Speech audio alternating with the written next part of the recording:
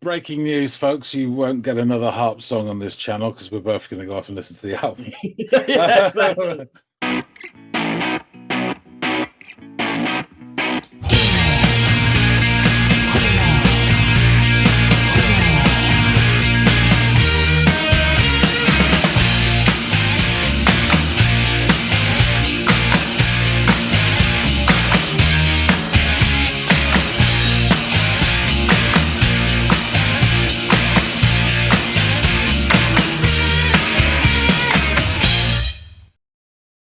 Hey, everybody out there. Welcome back to another Friday episode of the Audiophiles. I'm Andy, that's John, and as you all probably know by now, unless you're just tuning in, we devote Fridays to songs that are suggested by you, members of our audience out there. And today is like any other Friday where we will be devoting one of our tracks to y'all. And this one came from Clever Oliveira, I think that's right. Clever Oliveira 6727. And it came on our Mid-Lake Young Bride episode. And the band that they would like us to check out today, John, is a band called Harp. And I think you're at least familiar with their existence. I don't think you've heard any of their material. Is that correct? That is correct. Yes, I remember. I think when we do research on Midlake, I remember reading that Harp had appeared, as it were. Yeah. But yeah, I've not heard the output, so yeah, this will be really interesting. I have to say, username Clever Oliveira just makes me think of Charles Oliveira, um, UFC champion, all round decent geezer. I wonder if they're related. It'd be nice to think they are. Uh, Clever, if you're but listening, please let us know if that's the case so John can put that to bed.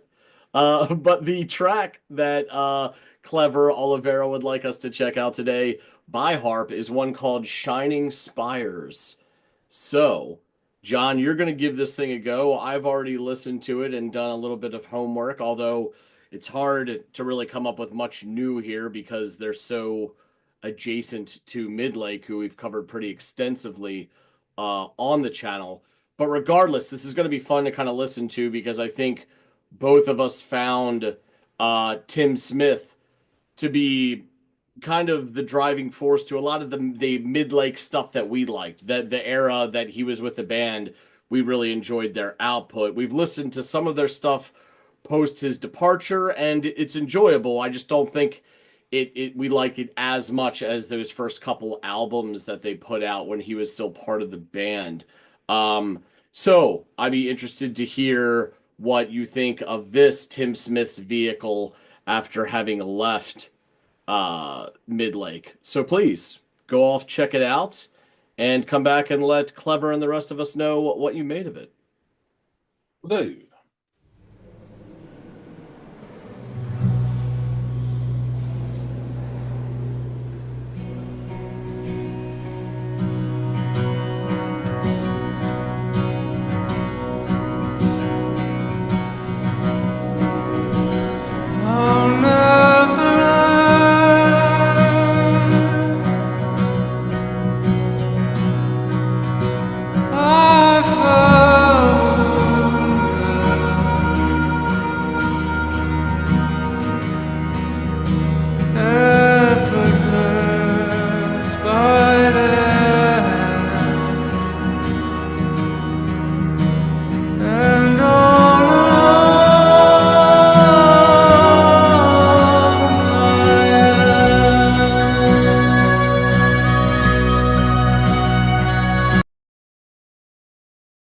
What a lovely start. Interesting thumbnail. Interesting font he's used as well, actually. But the sort of imagery is a bit sort of with the title Albion as well. And this track, Shining Spires, it kind of a bit sort of Arthurian, so Thomas Mallory, perhaps. And it's interesting, this image, the double image. Um, the other image, the second image, is much larger, but it's ghostly. It's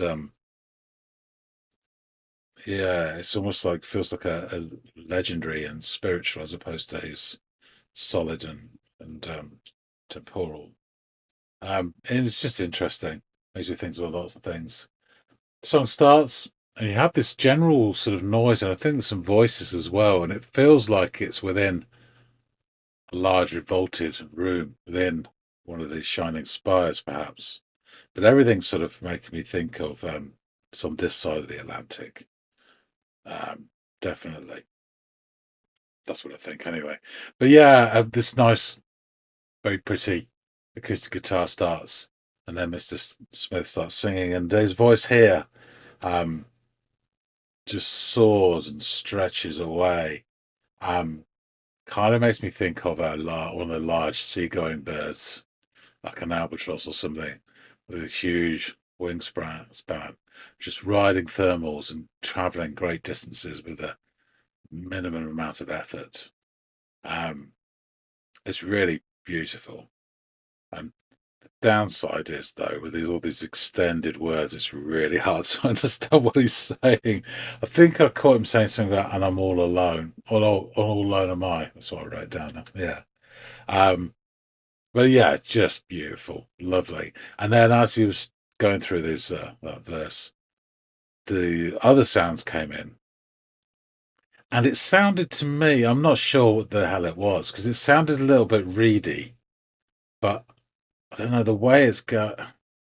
Something tells me that it's synthesized, it's keyboards that sounded like another instrument. But if you were to say that it's like a clarinet or something else like that, then I wouldn't be surprised. Been messed around with a little bit, perhaps. But it's really beautiful, really beautiful, and it's kind of captivating straight away. See how it goes.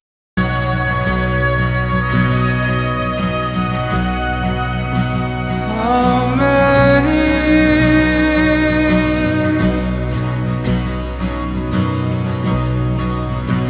I've not begun,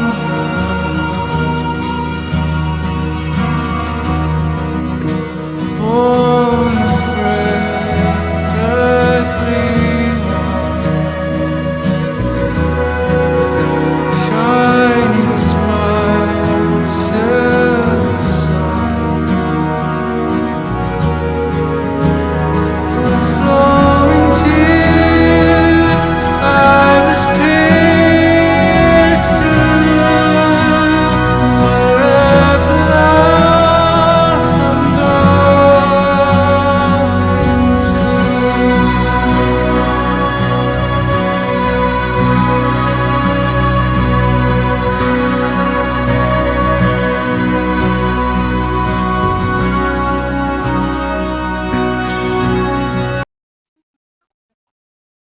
It's really enchanting. Yeah, I'm really not sure about these other instruments aside from the acoustic guitar. And did I hear like the odd bass note there? I'm not sure. Um, it's almost like there's some faux string work going on there as well, which all makes me think it's synthesized, but it just sounds beautiful, whatever it is.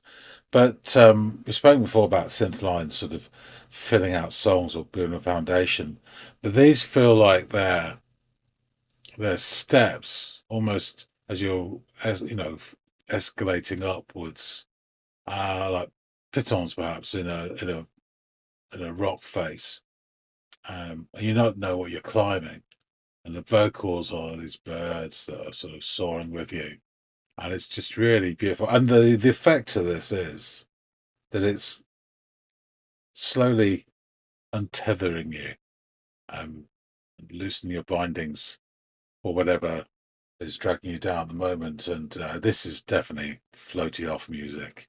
Um, yeah, I think everyone listening to this suddenly becomes a hot air balloon, and away they go. Oh, what a beautiful image that would be if just loads of people becoming hot air balloons and floating in the sky. Yeah, it's just lovely. I love this. This is very, very beautiful. I haven't a jot what he's saying, but it doesn't really matter to me. Yeah, it's lovely.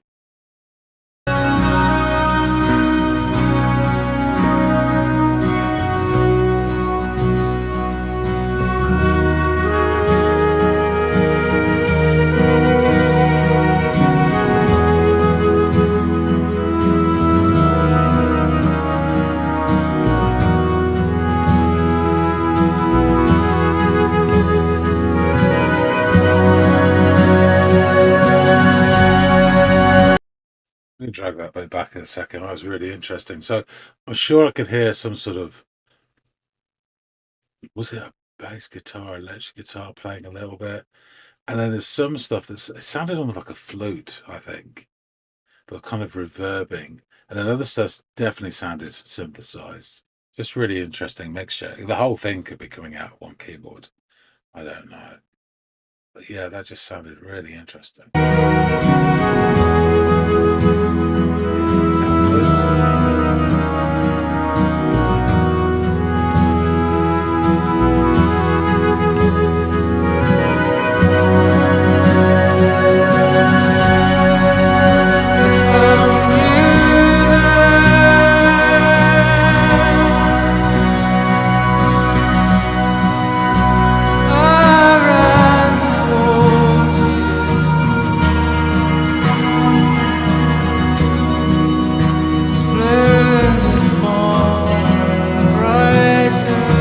There's a bass there.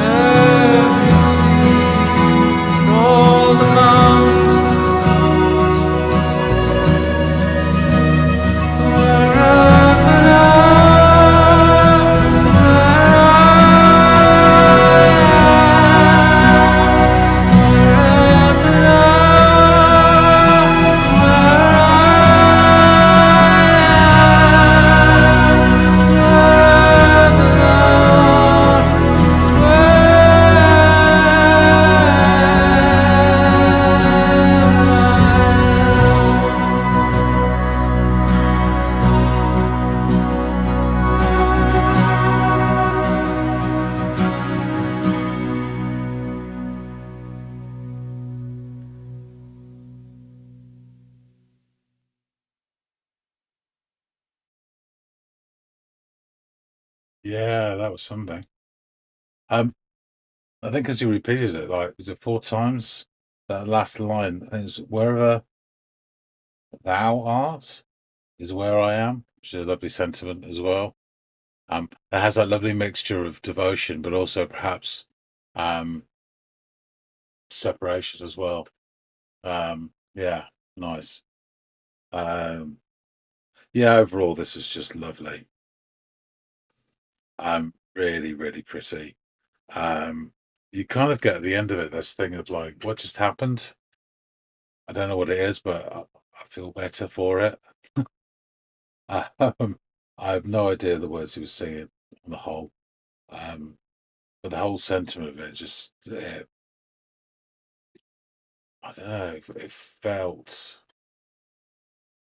did feel emotional, and I guess that would reflect on yourself as to what you're thinking or feeling, as to what emotions come through.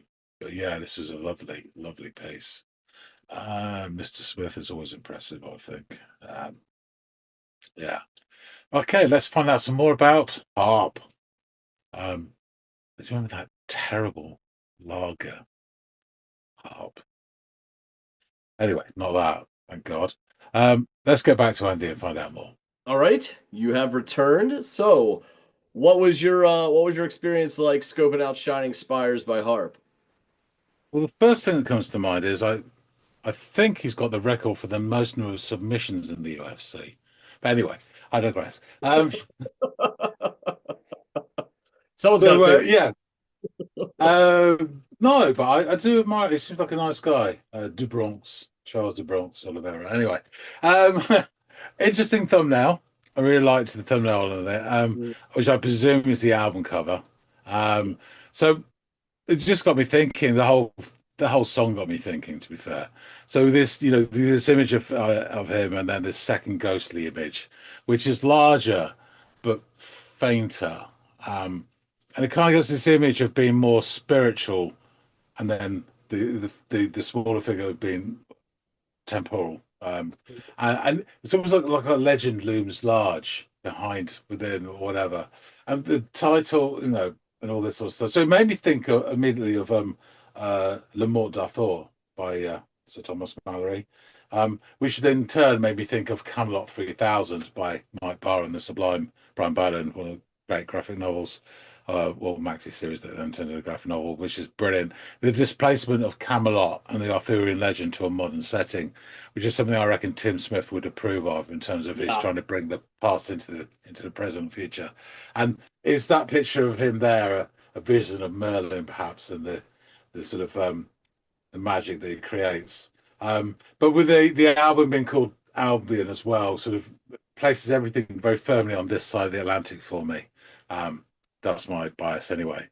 Yeah. So, first initial seconds, we hear some, like to call general hubbub, but it's disembodied voices, and they're perhaps echoing in a large vaulted room somewhere underneath those titular spires. And again, the first thought from that pops into my head from the title is City of Dreaming Spires, which is, you may not know, as Oxford in our country. More of a Cambridge man myself, but I didn't actually go to university at either of them. But yeah, it just, again, it conjures a picture straight away. So we get an acoustic guitar that leads the way, and it's joined very quickly by Mr. Smith's voice. In this track, in this iteration of his career, his voice has got that sort of thermal riding quality of a large seagoing bird, seemingly traversing great distances with a minimum of effort, just riding through. And it's something which actually, as soon as I was hearing him singing, not to say they're similar, but they're not dissimilar, but Tom York does the same thing. Those elongated notes and everything just swirling around the breeze. Beautiful. So the consequence of this is that they are lovely, these distended vowels, sonic beauty, and it goes right up the scale. But down the scale comes comprehension. It's a real struggle to make out the words when they're about 8 seconds long.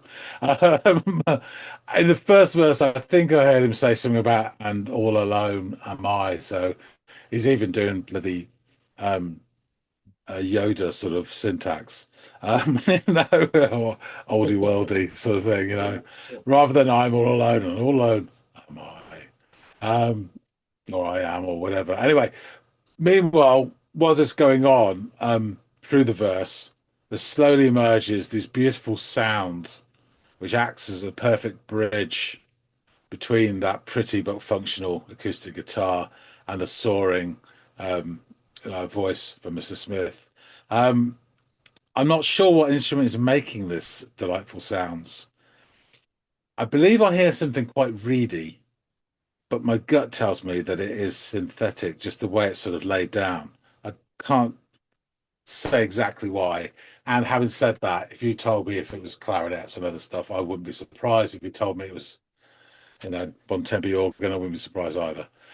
We have spoken before about how a synth line can add layers to a song and kind of lay down a foundation. But with this, I got a different imagery. It's more like pitons in the face of some edifice that you're scaling, and the vocals are like these swirling birds around you as you're climbing up in this rarefied air. And it's only at the summit that you get the perspective for actually discern what it is you've ascended. It kind of feels like that when you listen to it. So the next verse continues in the same manner.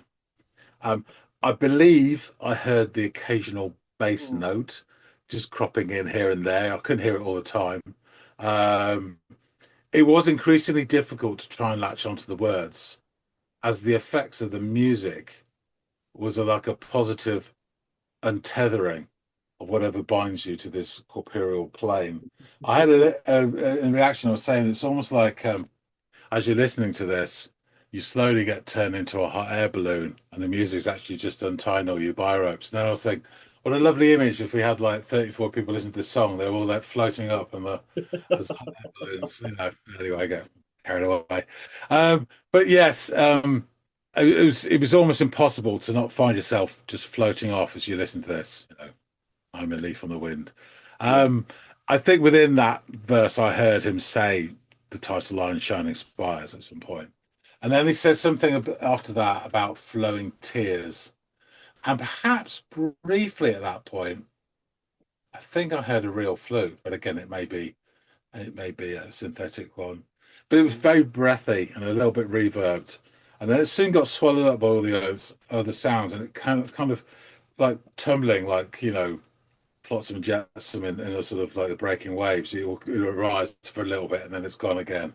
Um, and as I'm sort of pondering all this, he repeats a phrase a number of times that even I can grasp what he's saying, which is wherever thou art is where I am, which is a lovely sentiment, if a bit fartily put. And then that the song finishes, and so we kind of emerge from the song, eyes blinking in the daylight, and thinking, I'm not quite sure what happened then, but I like it. Yeah, because I still don't know what he was singing about, but I think this is a song was full of timeless beauty and a kind of unrefined emotion. And I think I said in the reaction that depending on where you're at and what sort of time of day and what's going on in your life as to how you'll react to this, but I think most people would have some sort of reaction to it. Yeah. It was just really, really beautiful. Yeah, I loved it. It was. It was. You nail on the head everything. The only thing that I would say, and it's a word you didn't use, and I feel like it's a word that we've used before when talking about his art, but there was something very ethereal about the whole soundscape of this song, Mm. that added to its beauty. And there is this space, and I think you kind of illustrated it just talking about his vocal delivery, but there's all this space, but space gives you room to think and ruminate and just take it all in. And there's a lot of that going on in this track. It was really a gorgeous track. I'm kind of looking forward to checking out some more from this album by them. So yeah, Harp, let's get into them. They are a duo. Tim Smith, formerly the singer and principal songwriter of Texan Legends Midlake, and his wife Kathy Zung, and they are based in Durham, North Carolina. So, and according to an online publication, Faber Alt, the music Harp creates is steeped in sublime melody, mood, drama, and detail, and is delivered in a timeless realm of meticulously layered acoustic electric guitars and soft shades of keyboards with Smith's unmistakable voice sailing above. Smith left Midlake in November of 2012 as the band recorded their fourth studio album, which was eventually released as Antiphon. And that was eventually released in 2013. And a decade later, the duo had signed to Bell Union Records, pretty big label over there, and released their debut studio album, Albion, on which this track features. So back in 2016, Smith stated the following in an interview when asked about Harp and what fans might expect from his new project and their first release. Musically, I think Harp for the first album will sound very much the same as old Midlake. I won't be breaking any new ground. I doubt I ever will. It's not what I strive for. There will probably be subtle changes from old Midlake stuff, but for the most part, if you enjoyed Occupanther and Courage, then you'll enjoy this. Where he was listening to mostly 70s music at the time of the interview, he has since taken inspiration from another decade, the 80s. Smith would say, I knew of bands and I had heard the odd song, but I had never dug deep into Joy Division, Cocteau Twins, The Smiths, or Tears for Fears before. The major album for me, though, was The Cure's Faith, which I listened to nonstop for 3 years. That music really resonated with me, so I was led in a different direction, which took a long time to figure out because I was on my own, learning how to record better, mix better, and write better. Another major influence on the album was British folklore and history. Smith stated in an interview, I'm really drawn to Britain, especially the medieval and Renaissance times. The landscapes and the gardens and the castles and the Tudor-style villages, gray skies and the mist on the moor. There are also literary influences, including fantasy and science fiction writer Rogers Zelazny and his multiverse novel series, The Great Book of Amber, and the 19th century poet, artist, and seer William Blake's epic poem Visions of the Daughters on Albion, or of Albion. So there you go. I'm sure that's what your allusion was to earlier when you said Albion struck a note with you. Taking all of this into consideration, it makes sense that The Guardian would write the following in their review of the album, which they scored a 3 out of 5. Harp's debut album involves Sussex Fields to muse on creative loss, loneliness, and bittersweet new love. Inspired by William Blake, Herstmonceux Castle, and The Cure's Faith, possibly the Crawley Band's most desolate record, Tim Smith and Kathy Zung craft a barren landscape out of 80s indebted reverb, ghostly vocals, and sharp, tinny drums. It feels like a permanent twilight. In Mojo's 4-star review of the album, they would write, Smith's songs are wrapped in images of fountains and mountains, regrowth and renewal. Albion is a quest so beautifully completed that once again Smith is free to roam wherever he wants. And they would go on to name it Album of the Month. Uncut reviewed the album and scored it an 8 out of 10, writing, a beautifully produced record with Zung and Smith's percussions providing a gorgeous, gentle bed for the spirals of guitar, synths, and occasional woodwind. So I do think those woodwinds, at least some of that you heard, were actually organic and true to the instrument. Hovering above all of that are Smith's vocals, clean, yearning, and poised. The Sun gave the album a 5-star review and described it as beguiling and drawing inspiration from classic folk rock as well as bands such as The Cure and Cocteau Twins to weave its pastoral delights. Loud and Quiet gave it an 8 out of 10 and called it a slow-burning, reflective, profoundly beautiful gem. And finally, Record Collector scored the album 4 out of 5 stars and wrote, a disarmingly lovely return from former Midlake singer Tim Smith. Albion steers towards romantic and creative self-rediscovery, a bittersweet and beautiful album of faith and its hard-sought gifts. So, let's jump into these lyrics. I'll never learn. I fell wounded, heartless by their hand, and alone I am. How many years I've not begun yet, born afraid, earthly one, shining spires, silver sun. With flowing tears I was pierced through, wherever thou art, I'm going to. I found you there, I ran towards you, splendid fawn, brighter than every sea and all the mountains. Wherever thou art is where I am.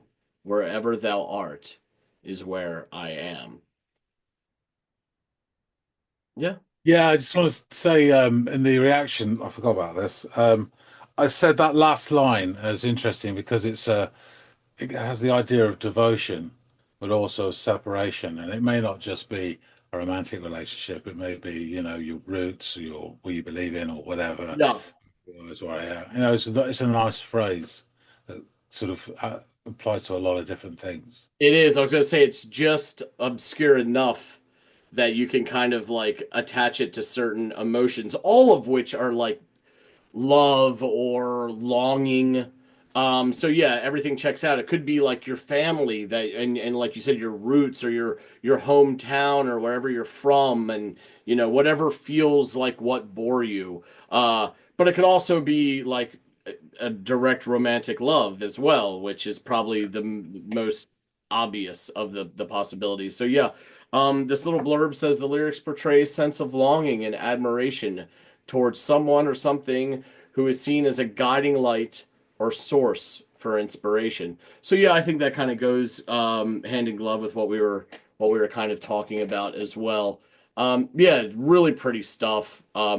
It still has that folksy twist, but it's a different kind of folksy, which is like hats off to them, right? Because before you got this Americana type folksy to the charm of early Midlake, and here is this sound that is much more rooted in where you are right now. So it's just interesting, and how he's able to wear different hats and as he alluded to, this album took him much longer than and project took him much longer than he thought, because a couple years into, what he thought he was going to do, everything changed with this, like, exposing himself to 80s music and, Yeah. probably getting more into English literature and folklore and all that stuff. And, he zigged when he thought he was going to zag, but the product is, just as interesting and sounds just as pleasant, I think, as a lot of that early Midlake stuff that we've already listened to on the channel. So, yeah, man. Yeah, Interesting. yeah. It is interesting because, I mean, I could totally see him. He was kind of a mark for the sort of pre-turn of the century Americana, those Yeah. imageries in and there, the settlers, etc. So then being exposed to English history and go back a few more centuries, you know, Yeah. you've got Arthurian legend, or I don't know, Robin Hood, whatever you want, even Bodicea Hmm. and stuff like that. I mean, that you could see that sparking in him, but I could not have predicted this 80s kick because all the music that we listen to, of early mid leg, is definitely this folksy stuff, but I think it's then shaped by 70s American rock big time. Absolutely. Without And question. then to Yeah. suddenly say he's listening to Joy Division, like, yeah, I couldn't have seen that coming at all. Yeah. But Yeah. it's clearly paid off. That's the thing. It sounds great. Absolutely. I love that he's able to be this kind of chameleon, and I love that his ability to be a chameleon seems to be predicated on solely on his curiosity and his intellect that fuels that curiosity. Because it's history that drives him to pick up the guitar. And so isn't that cool? Like, it's not just, oh, I want to be a rock star, or I got a broken heart, I want to write this little 3-chord love song. It's like, I'm immersing myself in history, whether it's American or English history, and then my inspiration comes to write music, which is, really smart. I think it's a sign of someone who's a pretty brilliant guy and clearly talented to be able to throw himself in different centuries and cultures and continents to muster up these sounds. And you're right. The 80s stuff is another reason why not only did I like the song, but it's another reason why I want to go check out the rest of this album, because I want to hear more of those influences. Especially if The Cure was so widely involved in his inspiration, because we're both huge fans of The Cure. So, yeah, it'll Yeah. be interesting Well, to check I out more of mean, this album. breaking news, folks, you won't get another Harp song on this channel because we're both going to go off and listen to the album. Yeah, exactly. Exactly. Feel free to put recommendations down there, but they will be listened to probably in real time if we haven't already listened to them by the time you guys post those comments. So, um, but feel free to put in more Midlake or whatever you want to, and hopefully this being their only album and it being released at this point a couple 2.5 years ago or whatever, hopefully there's more by Harp on the horizon. But it seems like the man's in no rush to crank it out, which is good because that probably is indicative of how meticulous he is about the process and how good the product is going to be on the other side of that. So, How thoughtful he is, yeah. yeah, yeah, yeah. So I'll look forward to it. I know John will too. And, Clever Oliveira, I'm sure you're looking for it. And really quick, hats off to you for the awesome suggestion. You know what I mean? It's almost a shame on us moment how we're sitting here gushing over Smith's vocals and songwriting and all that Midlake yet stuff, and yet here we've had 2 years to go off and listen to this album, and we haven't yet. So, thank you for the Yeah, recommendation. I will say in our defense though, quite often you have bands or artists that you really admire, particularly at the beginning of their career. And then, hey, presto, 15 years later, they bring out a new album and you almost dread, like, oh, Yeah, yeah, I'll that's a probably be fair happy if I don't listen to it. So with this, is quality straight away. So, we shouldn't have, hesitated. You're right, shame yeah. on us. Yeah, yeah. But yes, great shout, Oliveira. Thank you so much for putting us on to this beautiful song and likely beautiful album. I've got no reason to think otherwise by Harp. So yeah, John and I will both be scoping that out. Guys out there in the listening audience, please let us know what you thought of this song Shining Spires by Harp. If it reminded you of anything, there's obviously a lot of different, things that inspired this album. And they're just the writing style on it. So if you caught any of that, feel free to shout it out down in the comments field below. If you have any recommendations for other future Friday episodes and you are a patient individual, please feel free to drop them down in the comments field. I only throw the disclaimer about patience in there because it is an ever-growing list we have over here at the Audiophiles, but we are chipping away at it, and we promise we will get to it as soon as we can. Also, like, share, and subscribe if you've not done any or all of those things. It really goes a long way in helping us on the channel. It doesn't cost you anything, and we really do appreciate it. So thank you so much. And hopefully John and I will catch all y'all on future episodes of the Audiophiles. We'll see you later, guys.